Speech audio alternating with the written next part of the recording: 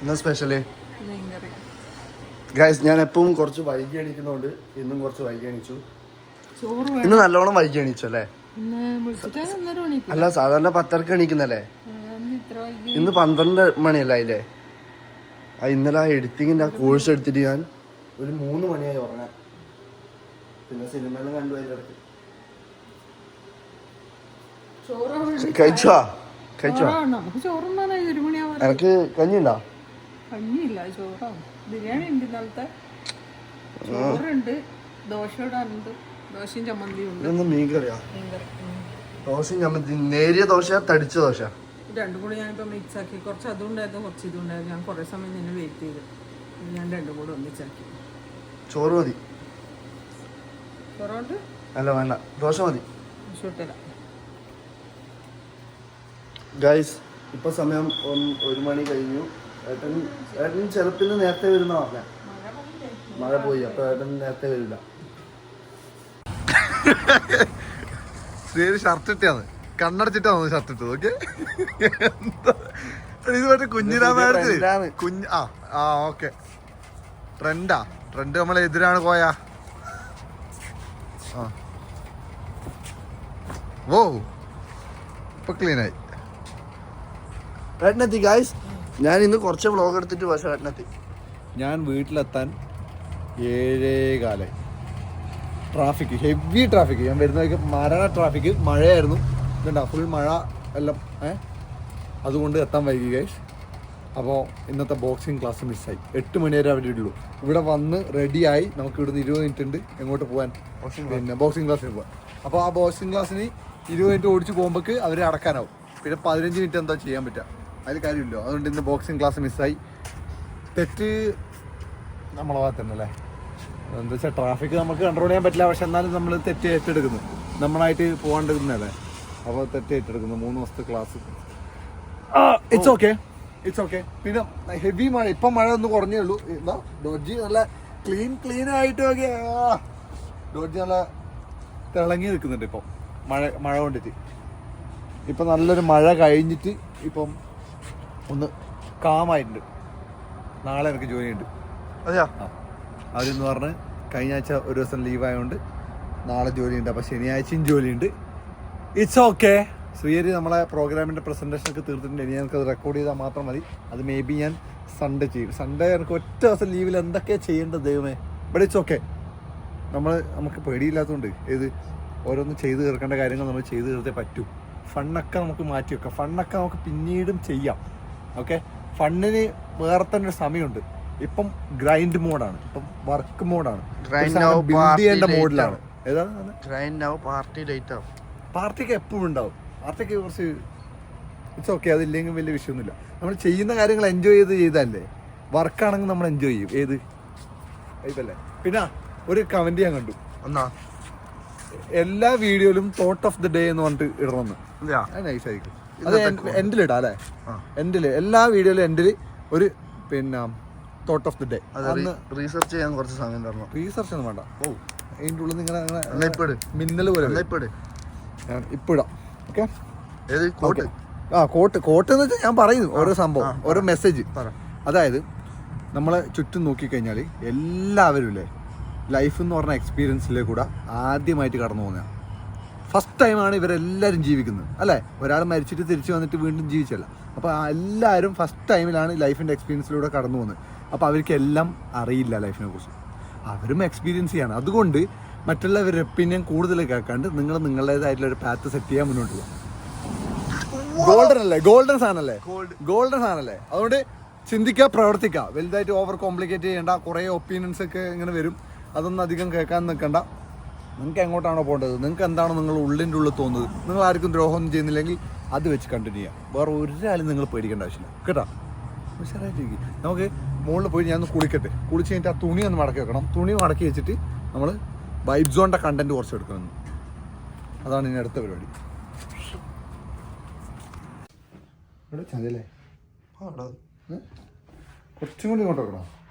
അല്ലെ പിന്നെ കുറച്ച് ചെരിച്ചിട്ട് അവിടെ നിന്ന് എടുക്കണം. വീഡിയോ അതാകുമ്പോല്ലേ കുറച്ച് ഡെപ്ത് കിട്ടും.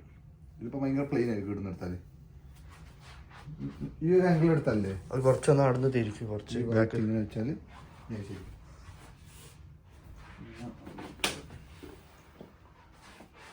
മതിയാവൂല്ലേ? മതി. മതിയാവോ? ആ ഇതിങ്ങോട്ട് ഇതാക്കി. ഇവിടെ വെക്കാം. അവിടെ സെറ്റ് ഗൈസ് കണ്ടന്റ് എടുക്കാൻ വേണ്ടി പോവാണ്. ഞാൻ ആക്ച്വലി ഇത് ഞായറാഴ്ച എടുക്കാമെന്ന് വിചാരിച്ച് മാറ്റി വെച്ച സാധനമായിരുന്നു. കാരണം സമയക്കുറവ്. ഇന്ന് പക്ഷേ ബോക്സിങ്ങും അതുപോലെ തന്നെ ഫുട്ബോൾ കളിയും സ്വിമ്മിംഗ് പൂളൊന്നും ഇല്ലാണ്ടായി. അതുകൊണ്ട് തന്നെ നമ്മൾ എന്ത് ചെയ്യുന്നു, ഇന്നത് ചെയ്ത് തീർക്കുന്നു. കുറച്ചെണ്ണം ചെയ്യാം, ഒരാഴ്ചത്തേക്കുള്ള ചെയ്ത് നോക്കാം. അതാകുമ്പം സെറ്റായി. ഇത് വൈബ് സോണിന് വേണ്ടിയിട്ടില്ല കണ്ടന്റ് കേട്ടോ. വൈബ് സോൺ ചാനലിന് വേണ്ടിയിട്ടില്ല, ചാനലല്ല സോറി, വൈബ് സോൺ ഇൻസ്റ്റ, നമ്മളെ ക്ലോത്തിങ് ബ്രാൻഡിൻ്റെ. ഓക്കെ, അതിന് വേണ്ടിയിട്ടുള്ള ഇതാണ്. നമ്മളെ ബ്രാൻഡിൻ്റെ ഒരു മെസ്സേജ് ആൾക്കാരിലേക്ക് എത്തിക്കണം. അതുപോലെ തന്നെ ആൾക്കാർക്ക് ഒരു അവയർനെസ് കൊടുക്കണം. അങ്ങനത്തെ ഒക്കെ സാധനങ്ങൾ രസമായിരിക്കും.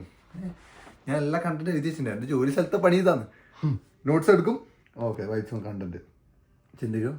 ഓക്കെ, എഴുതി ഫുള്ള് ഒക്കെ. അത് കഴിഞ്ഞിട്ട് വേറെ എന്തെങ്കിലും ഇപ്പം മറ്റേ നമ്മളെ പ്രോഗ്രാമിൻ്റെ അത് ഫുള്ള് എഴുതി വെക്കും. ഇതാണ് എൻ്റെ മെയിൻ പരിപാടി. എൻ്റെ ജോലി ആക്ച്വലി എൻ്റെ സൈഡ് ഹസിലാണ്. അത് എന്നോട് പറയുന്നത്, എടാ നിന്റെ ജോലി, ഈ ജോലി നിന്റെ സൈഡ് ഹസിലല്ലേ ഇത്. ശരിക്കും പറഞ്ഞാൽ കാരണം ജോലിയിൽ ഞാൻ മെയിൻ ഫോക്കസ് എൻ്റെ ബിസിനസ് ബിൽഡ് ചെയ്യുന്നത് ഇങ്ങനത്തെ കാര്യങ്ങളൊക്കെ. ഓ ഇത്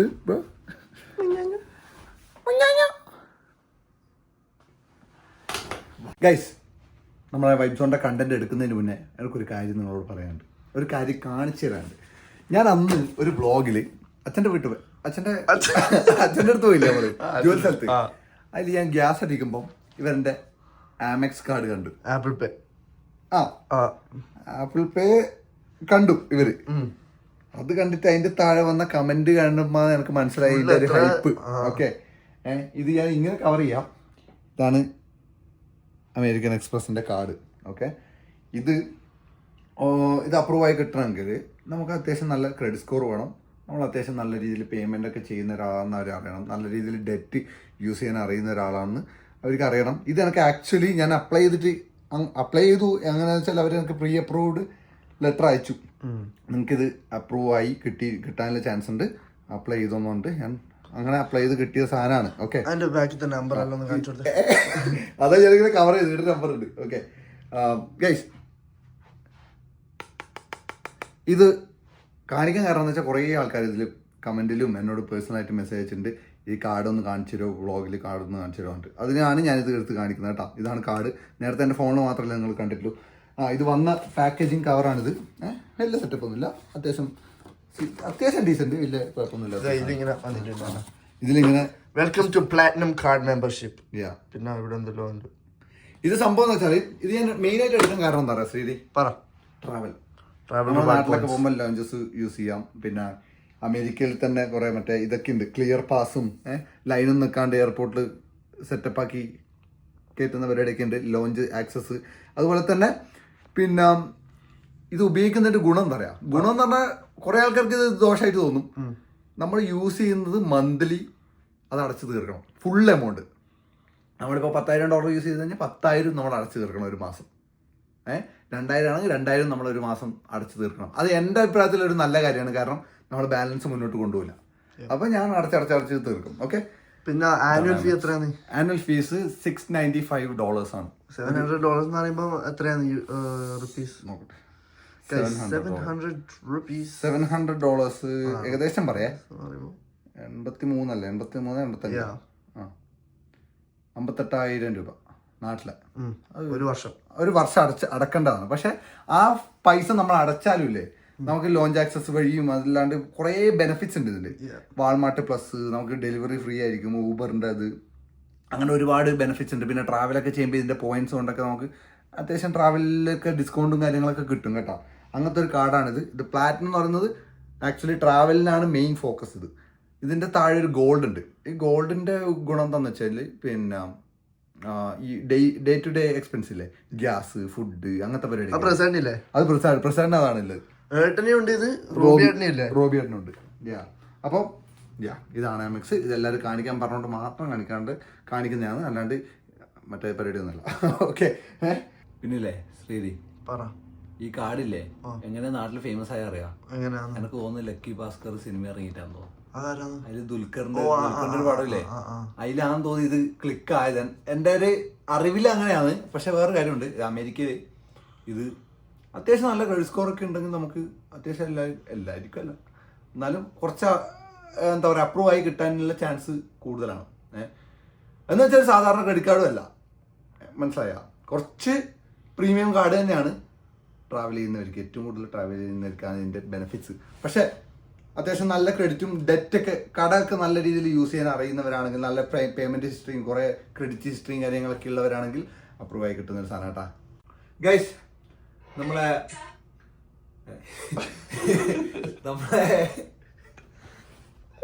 വൈസോന്റെ കണ്ടന്റ് തീർന്നു കേട്ടാ.